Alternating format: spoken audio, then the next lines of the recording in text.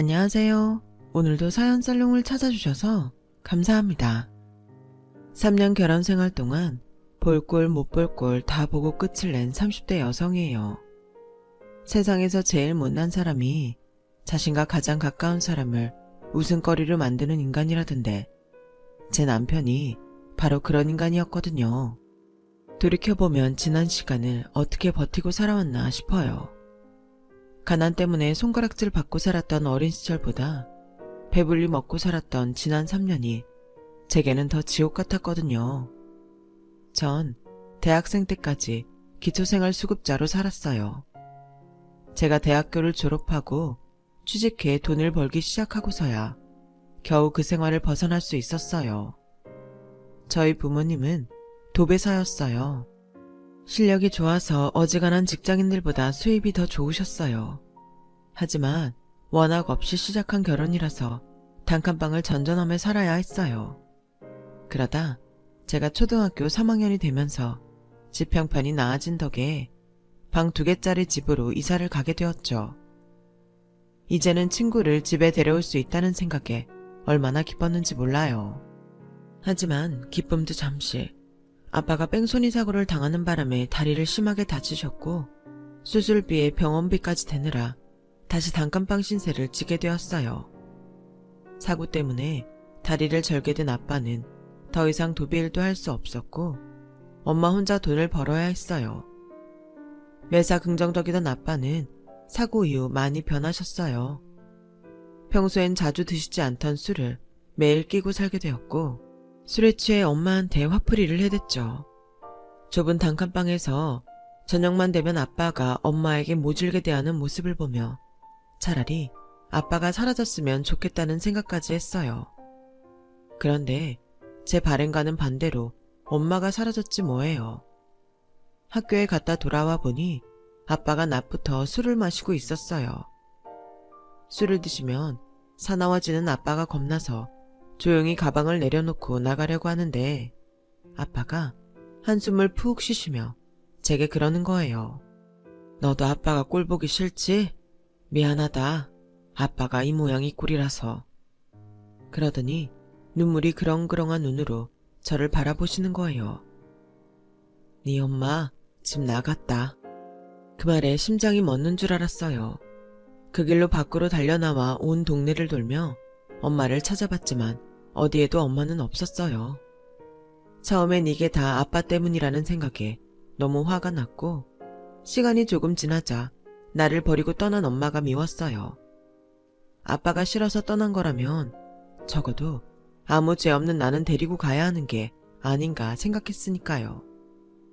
그래서 더는 엄마를 생각하며 울지 않기로 결심했어요. 엄마가 집을 나간 뒤 생활은 더욱 어려워졌고 동네 슈퍼에서도 더는 외상으로 라면을 사올 수 없는 지경에 이르렀어요. 집주인 아주머니의 월세 독촉도 심해졌고 그러다 결국 아빠와 함께 친할머니 집으로 가게 되었어요. 1일이 넘으셨던 친할머니 형편도 어렵기는 마찬가지였어요. 폐지를 주어 생활하셨는데 거기에 아들과 소녀딸까지 얹혀 살게 됐으니 생활이 말이 아니었죠. 동사무소에서 주는 쌀과 정부에서 매달 나오는 지원금으로 세 식구가 살기에는 너무 부족했지만 그래도 세 식구가 굶지 않고 살 수 있었어요. 거기다 제가 중학교에 들어가고 얼마 안 돼서 아빠가 취직을 하게 된 거예요. 콜라텍에서 입장료를 받는 일이었는데 저희 동네 반장 아저씨가 소개해준 곳이었어요. 출근 첫날 집에 돌아온 아빠는 모처럼 환하게 웃으시며 그러셨어요. 전에 있던 사람이 하도 금고에 손을 대서 잘렸다나 봐. 사장이 딴 건 필요 없고 돈에 손만 안 대면 앞으로도 쭉 써주겠대. 가영아, 이제 아빠가 돈도 버니까 넌 아무 걱정 말고 공부만 해. 내가 우리 딸 대학 꼭 보내줄 테니까. 그동안 노모한테 기대 살던 아빠는 이제야 가장 노릇을 하게 됐다며 무척 기뻐하셨어요. 아빠가 하루 종일 카운터를 지키고 받는 월급은 60만 원이었어요. 터무니없이 적은 금액이었죠. 아빠가 다리를 못 쓰니 잔심부름도 못 시킨다고 전에 있던 직원의 절반밖에는 못 주겠다고 했다나 봐요. 그런데도 아빠는 자신을 써주는 사장한테 고마워했어요. 비록 아빠의 월급은 적었지만 기초생활수급자라서 정부에서 나오는 보조금에 정부 혜택도 많아서 살림은 전보다 많이 나아졌어요. 동사무소 직원분의 도움으로 임대주택 신청을 할 수 있어서 얼마 뒤에는 서울시에 있는 임대아파트에도 들어가 살 수 있게 되었죠. 사는 걸로만 봐서는 분명히 전보다 많이 나아졌지만 제 학교 생활은 오히려 그 반대였어요. 담임선생님의 말실수 때문에 제가 기초생활 수급자라는 사실이 반에 알려진 탓이었죠. 몇몇 못된 아이들은 저를 기생수라고 불렀어요. 일본 만화 제목이기도 하고 기초생활 수급자의 줄임말이기도 했죠. 그중 저를 가장 많이 괴롭혔던 건 자은이라는 아이였어요. 야, 기생수, 나 대신 청소 좀 해라. 내가 좀 피곤하거든. 싫어. 청소 당번은 너잖아. 그리고 내가 왜 너 대신 청소를 해? 걔 정말 웃기네. 이유를 말해줘. 니네 식구들이 먹고 사는 돈 다 나라에서 나오는 거잖아. 그거 우리 부모님이 내는 세금이야. 기생충처럼 열심히 일하는 국민들 세금 빨아먹고 살면 최소한의 양심은 있어야 할 거 아냐. 좋은 말 할 때 청소해라. 싫어. 내가 받은 지원금은 나중에 내가 세금으로 갚을 거야. 그러니까 말도 안 되는 소리 그만하고 네 할 일은 네가 해. 그 일로 저는 자은이랑 머리채를 잡고 싸움을 벌였고 자초지종을 들은 담임이 자은이를 혼내자 그날부터 자은이 패거리들까지 합세해 저를 괴롭히기 시작했어요. 그 괴롭힘은 제가 중학교를 졸업할 때까지 이어졌어요. 하지만 집에 와서는 그 일에 대해 말을 할 수가 없었어요. 할머니랑 아빠한테 말을 해봤자 두 분 가슴만 아프게 할 뿐이니까요. 졸업할 때까지만 참자. 이를 악물고 버틴 끝에 저는 무사히 중학교를 졸업하게 됐고 자은이와 다른 고등학교에 배정되면서 더는 괴롭힘을 당하지 않게 되었어요. 중2 때 임대아파트로 들어오면서 전에 살던 동네와 멀어진 탓에 새로 배정받은 고등학교에는 저희 집 형편을 아는 아이들은 없었어요. 게다가 좋은 담임선생님들을 만난 덕에 제가 기초생활 수급자라는 사실도 비밀에 붙일 수 있게 되었죠. 아빠의 바람대로 대학에 들어갈 꿈을 품고 있던 저는 성적이 꽤 좋았어요. 하지만 혼자 힘으로 공부하는 데는 한계가 있었죠. 다행히 고1 때 담임선생님이 이런 제 사정을 아시고는 3년 내내 제게 교사용 자습서와 문제집을 주셨어요. 교사용 문제집에는 본문에 파란색으로 설명이 적혀 있고 문제에도 답이 적혀 있는데 본문은 설명을 보고 공부하고 문제에 적힌 답은 검은 볼펜으로 지워가며 공부했어요. 수능 준비는 EBS 교육방송을 보면서 공부를 했고요. 돈 한 푼 들이지 않았지만 하자고 들면 못할 것도 없더라고요. 그렇게 독학으로 대입 준비를 한 저는 명문대에 합격하게 되었죠. 주변에서는 찢어지게 가난한 집구석에서 등록금은 어떻게 되려고 대학에 가냐고 혀를 찼지만 모르는 소리였죠. 저희 대학만 그런 건지 아니면 다른 대학들도 그런 건지 잘 모르겠지만 제가 다닌 대학에서는 공부만 열심히 하면 많은 지원을 받을 수 있었거든요. 학비 장학금에 점심 식사비 지원, 생활비 장학금, 영어회화 무료 수강권, 식권과 교재비 지원까지 됐으니까요. 여기에 아르바이트로 과외도 하면서 돈을 버니까 학교에 들어가는 돈보다 벌어가는 돈이 더 많았어요. 그렇게 4년 내내 열심히 공부한 끝에 저는 남들이 부러워하는 대기업에 합격할 수 있었어요. 그리고 얼마 뒤 기초생활 수급자에서 벗어날 수 있었죠. 입사 초기를 제외하고 어느 정도 회사에 적응이 되고부터는 주말에 중고생 과외도 하고 번역 알바도 하면서 돈을 벌었어요. 남들은 그렇게 쉬는 날도 없이 어떻게 사냐고 혀를 내둘렀지만 당시 제게는 꿈이 있었기 때문에 힘들다는 생각은 한 번도 한 적이 없었어요. 언제 결혼을 하게 될지 모르지만 그 전까지 무슨 수를 써서라도 집을 장만하겠다고 생각했거든요. 기초생활 수급자에서 벗어나며 임대아파트를 나오면서 나중에 아빠 혼자 살게 될 때가 걱정됐거든요. 지금이야 제가 돈을 버니까 대출 받아서 전셋집도 구할 수 있었지만 제가 곁에 없을 땐 철마다 보증금 걱정 때문에 아빠가 힘들게 될 것 같았거든요. 그래서 살집이라도 안정적으로 만들어드리자 했던 거예요. 제가 대학생 때 할머니도 돌아가셔서 아빠 혼자 사실 텐데 평수 작은 집 정도는 제 힘으로 마련해 드릴 수 있겠다는 자신도 있었어요. 그렇게 직장생활 7년 만에 저는 18평 빌라를 살 수 있었어요. 신축은 아니고 지은 지 10년이 넘은 집이었지만 관리가 잘 돼서 벽지랑 장판만 바꾸고 들어가 살게 되었죠. 아빠는 딸 덕분에 집주인 눈치 안 보고 살게 됐다며 눈물까지 흘리셨어요. 아빠가 해야 할 일을 우리 딸이 하게 해서 미안해. 가영아, 이젠 아빠 걱정하지 말고 너도 짝 찾아서 결혼할 생각 해야지. 아빠 소원은 그것뿐이다. 아빠 소원이라고는 해도 그동안 한 번도 연애를 해본 적이 없던 저는 돈 버는 일보다 남편감을 찾는 일이 더 막막했어요. 30에 모태솔로였으니 말 다 했죠. 그런데 그보다 더 큰 문제가 생긴 거예요. 꿈을 이루기 위해 어릴 때부터 이날 이때까지 쉼없이 달려왔고 원했던 걸 다 이뤘지만 성취감이 클수록 그에 따른 공허함도 컸어요. 이제는 뭘 위해 살아야 하나 방향을 잡지 못하게 됐거든요. 매일 똑같은 일상이 너무 지겹고 돈도 사람도 다 싫었어요. 그렇다고 지금껏 이룬 걸 다 버리고 뛰쳐나갈 자신도 없었죠. 그런 제게 친구는 그간 못 쓴 휴가라도 쓰고 여행을 가보라고 했어요.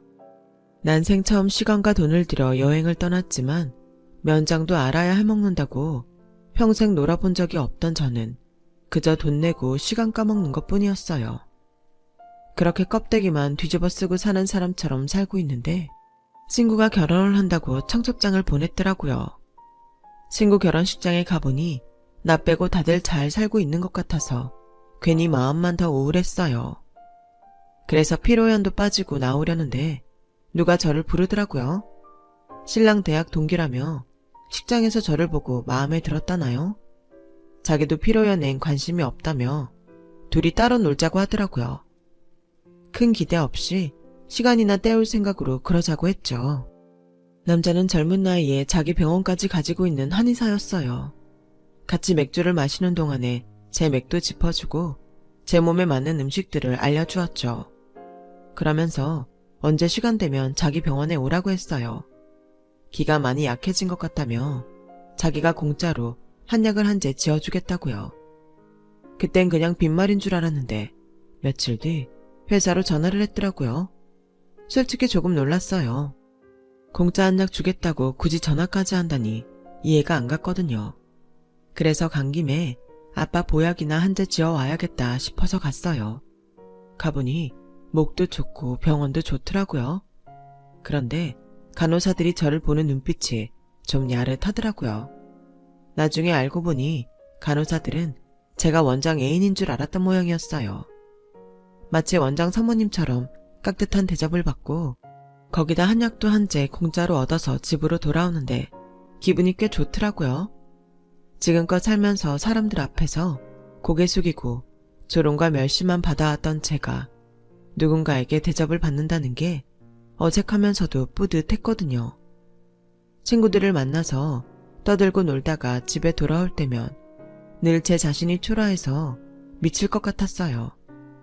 늘 나와 다른 세상에 잠시 발을 담그고 있다가 나오자마자 꿈이 깨버린 것 같은 기분이었거든요. 그런데 이제 남들한테 대접도 받고 창피하지 않은 내 집으로 돌아오는 내가 조금은 세상 사람들과 비슷한 급이 된 것 같다는 생각이 들었어요. 더 이상 꿈이 아닌 현실이었죠. 그 작은 변화에 자신감이 생긴 저는 그 남자한테 전화를 걸었어요. 그리곤 사귀자고 말했죠. 생애 첫 연애는 그렇게 시작됐어요. 누구나 그렇겠지만 처음에는 모든 게 좋았어요. 서로를 알아가는 시간들이 때로는 속을 태우기도 했지만 조금씩 내 사람이라는 유대가 생기면서 좀 더 가까워질 수 있었어요. 그렇게 1년 연애 끝에 결혼을 하기로 했고 시댁에 인사를 드리러 갔어요. 그 사람한테는 여동생이 하나 있는데 일본에서 유학생활 중이라서 결혼식 때나 오게 될 것 같다고 하더군요. 명문대를 나와 대기업에 다니는 제 스펙이 마음에 드셨는지 시부모님은 별다른 반대 없이 결혼 승낙을 하셨고 아빠 역시 결혼에 찬성해 주셨어요. 둘 다 나이가 있어서 이것저것 젤결을 없이 바로 날짜를 잡고 식을 올리게 되었죠. 시댁에서 친인척이 별로 없으니 예단을 따로 할 필요 없다고 하셔서 시부모님과 시누이 한복만 한 벌씩 해드리고 예단은 끝냈어요. 남편이 신혼집을 준비하기로 해서 저는 집에 가전제품과 가구를 채워 넣기로 했는데 수중에 돈이 얼마 없어서 대출을 받아야 했어요. 그래서 남편한테 솔직히 얘기를 했죠. 그동안 번 돈으로 친정집을 사느라 가진 돈이 별로 없어서 대출을 받아야 한다고요. 그랬더니 남편이 그럴 거 뭐 있냐면서 결혼 전에 쓰던 가구들 가져와서 쓰자고 하더라고요. 난 TV는 잘 안 보니까 TV는 필요 없고 세탁기는 둘이 쓸 거니까 작은 걸로 하면 되고 냉장고도 인터넷으로 구입하면 저렴하게 살 수 있을 거야. 살림은 살면서 늘려가는 셈인데 뭐하러 처음부터 다 준비를 해. 난 중고도 상관없으니까 마음 쓰지 마. 굳이 대출 받겠다는 생각도 말고 우리 그냥 있는 대로 살자. 남편의 배려로 저는 대출 안 받고 있는 살림에 인터넷에서 저렴하게 구입한 제품들로 신혼집을 꾸몄어요. 그때는 남편 말대로 살면서 하나씩 늘려가자 생각했었어요. 그렇게 결혼식 당일이 되었고 식 당일이 되어서야 저는 일본에서 돌아온 시누이 얼굴을 볼 수 있었어요. 그런데 세상에 이런 악연이 있다니. 중학생 시절 저를 그렇게 괴롭히던 애가 바로 제 시누이였던 거예요. 신부 대기실에서 자은이 얼굴을 보는데 다리에 힘이 풀려서 그대로 주저앉을 뻔했어요. 놀란 건 자은이도 마찬가지였죠. 뭐야, 기생수 네가 우리 오빠 신부감이었어? 이런 미친. 명문대 출신에 대기업 다닌다길래 멀쩡한 집 여잔 줄 알았더니 세상에 이거 완전 사기 결혼 아냐. 야, 너 당장 이 결혼 그만둬. 쪽팔리게 내가 어떻게 기생수를 올케라고 부르냐고. 엄마! 엄마! 시누이는 시어머니를 부르며 대기실을 박차고 나갔어요. 그리고 잠시 뒤 시누이와 함께 표정이 굳은 시어머니가 왔어요. 너 그 말 사실이냐? 세상에 애가 어쩌면 그동안 입 꾹 다물고 우리를 다 속였다니? 너 명문대 나온 건 맞아? 대기업 다니는 건 맞냐고? 저 어머님께 속인 거 하나도 없어요. 어릴 때 저희 집 살림이 어려웠던 건 사실이지만 지금은 아니에요. 기초생활 수급자라고 평생 가난하게 살란 법 없잖아요. 저요, 그동안 열심히 공부하고 일해서 남들 못지않게 살고 있어요. 과거 저희 형편이 문제될 거 없다고요. 어머어머, 얘 말하는 것 좀 봐. 누가 없는 집에서 자란 애 아니랄까봐 아주 뻔뻔하게 그지없네. 그나저나 이걸 어째. 이런 걸 며느리로 들였다고 주변에서 손가락질할 텐데. 엄마, 어쩌긴 뭘 어째. 당장 결혼식 그만둬야지. 나 쟤랑 시누이 올케로 못 지내. 쪽팔려서 어떻게 기생수를 올케라고 부르냐고. 내 친구들이 알면 그때 나도 끝이야. 그러니까 결혼 중지해. 그때였어요. 남편이 들어와 어머님과 시누이한테 말했어요. 엄마랑 자은이가 뭐라고 하든 난 이 결혼 이 사람이랑 할 거야. 그러니까 좋은 날 큰 소리 내지 말고 둘 다 나가. 내 결혼 망치지 말고. 그리고 자은이 너 똑똑히 들어. 한 번만 더 이 사람한테 기생수니 뭐니 말 같지 않은 소리 하면 그땐 너 가만히 안 둘 거야. 알았어? 서슬퍼런 남편의 호통에 시어머니랑 시누이는 더는 아무 말 않고 대기실을 나갔어요.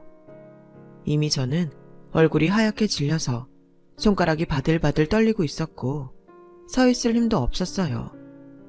남편은 그런 저를 안아주며 자신이 있는 한 아무 일도 없을 거라고 안심시켜 주었어요. 그렇게 남편의 보호를 받으며 저는 무사히 결혼식을 올릴 수 있었고 신혼생활을 시작할 수 있었어요. 하지만 제 과거를 안 시어머니는 전과는 달리 제게 냉랭하셨죠.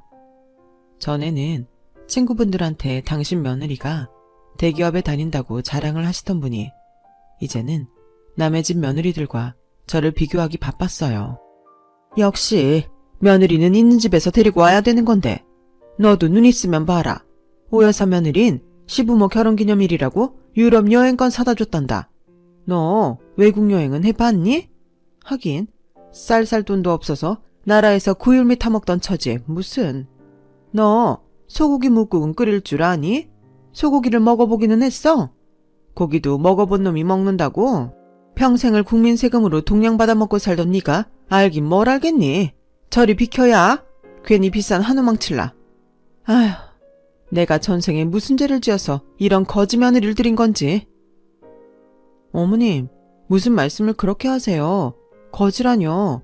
동양 받아먹고 살다뇨. 저요, 비록 가난하게 살았지만 어머님 말씀대로 동양질하며 살지는 않았어요. 제가 취직한 이후엔 세금도 꼬박꼬박 잘 내고 살았고요. 저희 아빠도 적은 돈이지만 매달 어려운 처지에 없는 사람들한테 기부금도 내고 계세요. 어머님은 얼마나 사회에 환원하고 사시는데요. 기부금이라도 한번 내보신 적 있어요? 없죠. 어려운 사람들 도와주지는 못할 망정 어떻게 사는 형편 가지고 이렇게 차별을 하세요? 어머님이라고 평생 어려움 없이 사실 것 같아요? 사람 일 모르는 거라고요. 이게 지금 CMA 앞에서 집안 망하라고 곡하는 거냐? 어디서 거지 같은 게 들어와서는 사람 속을 뒤집어놔. 너 앞으로 우리 집에 발도 들이지 말아라. 네 꼴도 보기 싫으니까. 너무 화가 나서 나도 모르게 어머님께 대들고 말았어요. 하지만 후회는 안 해요. 적어도 시어머니 같은 사람한테는 그동안 제가 살아온 인생을 부정받을 이유는 없었으니까요. 그런데 시댁과의 사이가 소원해지자 남편과의 사이에도 조금씩 틈이 생기기 시작했어요. 여보, 카드 명세서에 찍힌 항공권 당신이 쓴 거 맞아? 지난달 엄마 생신 때 자은이 있는 일본으로 가족여행 갔다 왔잖아. 그때 결제한 항공권이야. 그런 일이 있었으면 말은 해줘야지. 한두 푼도 아니고 고작 일본 가는데 항공권이 300만 원이 넘는 게 말이 돼? 도대체 몇 명이나 간 건데? 엄마랑 나랑 아빠 3사람. 당신이 해외여행을 못 해봐서 그런데 원래 비즈니스 타면 그 정도는 나와. 아니, 기껏해야 1시간 반 가는데 무슨 비즈니스석을 타? 우리가 지금 이런데 돈 쓸 형편 아닌 거 당신도 잘 알잖아. 지난달에도 병원 적자였어. 매달 내 월급으로 병원에 꼬라박는 거 당신도 잘 알잖아. 야, 너 지금 꼴랑 몇백 가지고 사람 우습게 보는 거냐? 네 월급 병원만 정상화되면 한 번에 다 갚아줄 테니까 너무 생색내지 마. 없이 산 거 티나니까. 남편의 그 말에 가슴에 총을 맞은 것처럼 얼얼했어요. 딴 사람도 아닌 남편이 어떻게 제게 그런 말을 해요? 없이 산 티가 난다뇨. 아무리 화가 나도 그렇지 할 말이 있고 안 할 말이 있는 거잖아요. 그 일이 있고 일주일쯤 지나 남편은 제게 돈 봉투를 던져주더라고요. 자, 이제 너한테 빌린 돈 없는 거다. 당신 이 돈 어디서 났어? 그건 네가 알 거 없어. 네 돈만 챙겨주면 되는 거 아니야? 앞으로 너한테 손 안 벌릴 테니까 걱정 붙들어 매고 살아. 먹긴 놈이 섞는다고 남편이 딱 그 짝이었어요. 그런데 그건 시작에 불과했어요. 하루는 친구한테 전화가 왔더라고요. 가영아, 어디야? 나 지금 우리 그이 부부동반 모임 왔다가 네 남편 만났는데 넌 안 와? 글쎄, 남편 대학 동문 모임이 있었는데 저한테는 말도 안 했더라고요. 여보, 모임 있는 거 왜 나한테 말 안 했어? 부부동반 모임이라며. 돈 문제로 껄끄러운데 거기 가자는 말을 어떻게 해? 그래도 다른 사람들이 괜히 우리 사이를 이상하게 생각하잖아. 앞으로는 그냥 말해줘. 됐어. 그럴 필요 없어. 그런 모임에 나가봤자 당신 시간만 뺏길 뿐이잖아. 괜히 그럴 거 없어. 말로는 제가 불편해할까봐 그랬다고 하는데 실상은 제 친정이 창피해서 일부러 그러는 것 같았어요. 그뿐 아니에요. 집안에 경조사가 있을 때에도 저는 쏙 빼고 다녔어요. 그렇다고 남편한테 바로 따질 수도 없었어요. 그랬다간 저 스스로 더 창피하기만 할 테니까요. 그런데 더는 참을 수 없는 일이 벌어지고 만 거예요. 주말에 밑반찬을 해서 친정에 갔는데 아빠 혼자 사셔서 그런가 집안에 먼지도 많이 쌓여있고 집에 호라비 냄새도 배어있더라고요. 그래서 온 김에 대청소를 했어요. 밀린 빨래도 빨아서 널고 창문도 열어서 환기도 시켰죠. 그리곤 바닥에 나뒹구는 손톱깎이를 문갑 서랍에 넣으려는데 안에 문서가 담긴 봉투가 있더라고요. 뭔가 싶어 꺼내봤는데 집을 담보로 은행 대출을 받았더라고요. 마침 아빠가 일을 마치고 오셨길래 이게 뭐냐고 물었어요. 그랬더니 아빠가 처음에는 친구한테 빌린 돈을 갚느라 그랬다고 하다가 제가 뭐 하느라 빌렸냐고 추궁했더니 아는 사람한테 빌려줬다고 하더라고요. 아빠, 도대체 누구길래 집을 담보로 맡기면서까지 돈을 빌려줘? 그 사람이 돈 안 갚으면 우리 집 그냥 날아가는 거란 말이야. 누구야? 아빠가 돈 빌려준 사람이 도대체 누구냐고. 그제야 아빠는 한숨을 푹 쉬시더니 제 남편이 빌려갔다고 말했어요. 그제야 얼마 전에 제게 빌린 돈을 갚았던 일이 떠올랐어요. 그 길로 남편한테 달려가 어떻게 우리 아빠한테 돈을 빌릴 수 있냐고 따졌어요. 그랬더니 뭐라는 줄 아세요? 솔직히 너 시집 올 때 니네 친정에서 해준 게 뭐 있었냐? 니네 아빠가 혼수를 해줬냐? 예단비를 주기랬냐? 그냥 입 닦았잖아. 장인 입장에서도 하나뿐인 딸한테 못 해준 거 미안할 것 같아서 내가 그 마음 풀어드린 것뿐이야. 그리고 내 병원이 잘 되면 나만 좋은 일이냐? 너한테도 좋잖아. 그러니까 이딴 일로 사람 귀찮게 하지 말고 그냥 살던 대로 살자. 뻔뻔해도 정도가 있지. 아주 얼굴에 철판을 깔고 있더라고요. 누구 맘대로 난 우리 아빠한테 10원 한 장 받을 이유 없으니까 대출받은 돈은 당장 갚아. 당신 말대로 병원은 우리 일이지 내 아빠 일 아니니까. 그래? 그럼 이참에 대기업 다니는 와이프 찬스 좀 쓰자. 은행 대출 좀 받아주라. 내 신용점수로는 대출이 안 된대. 대출만 받아주면 내가 장인한테 빌린 돈도 다 갚고 다시는 니네 집에 손 안 벌릴게. 제발 대출 좀 받아줘. 여보, 내가 보기엔 당신 병원에 돈 밀어넣는 거 쓸데없는 짓이야. 그러지 말고 병원 접고 페이닥터로 나가. 병원은 나중에 천천히 차려도 되는 거잖아. 응? 이게 아주 사람을 우습게 하네. 병원장 하던 내가 어떻게 남 밑에 들어가서 월급쟁이 생활을 해. 난 싫어. 사채를 쓰더라도 난 내 병원 절대 안 그만둬. 그러니까 너도 대출 받아줄 거 아니면 내 앞에서 괜한 소리 집어치우라고. 원장 타이틀에 목을 맨 남편은 제 말을 들으려 하지 않았어요. 그리고는 결국 사채에 손을 대고 말았고 빌린 돈은 이자에 이자를 달고 몇 달 사이 억대로 불어나 버렸어요. 결국 사채업자들이 제 회사까지 찾아와 돈 갚으라고 소동을 피웠고 그 일로 저는 남편과 한바탕 했어요. 상황이 이 지경까지 됐는데도 남편은 정신을 못 차리고 저한테 대출받아서 사채 빚을 갚아달란 소리만 하더군요. 더는 말이 안 통하는 상황이었어요. 이럴 거면 우리 그냥 여기서 끝내자. 나도 당신도 타협점이 안 보이잖아. 병원 접고 사채 갚던지 아니면 이혼 서류에 도장 찍어. 너 정말 이렇게까지 해야겠냐? 남들은 남편한테 병원도 차려준다는데 넌 있는 병원도 접게 하는 게 말이 돼? 이혼? 그래, 좋다 하자. 대신 너 이혼할 때 위자료 내놔. 그동안 너 때문에 우리 집 식구들이 받은 마음의 상처 돈으로 갚으라고. 그게 무슨 개풀 뜯어먹는 소리야? 상처는 누가 줬다고 그래? 니네 가족들 때문에 상처받은 건 오히려 나라고. 그동안 내 월급으로 너랑 니네 식구들끼리만 가족 행사다 뭐다. 심지어 해외여행까지 갔던 거 기억 안 나? 결혼하고 지금까지 네가 병원에서 벌어온 돈이 한 푼이라도 있었니? 말로만 원장님네 큰 소리 치고 살았지. 실질적으로 넌 나한테 기생해서 산 거밖에 없어.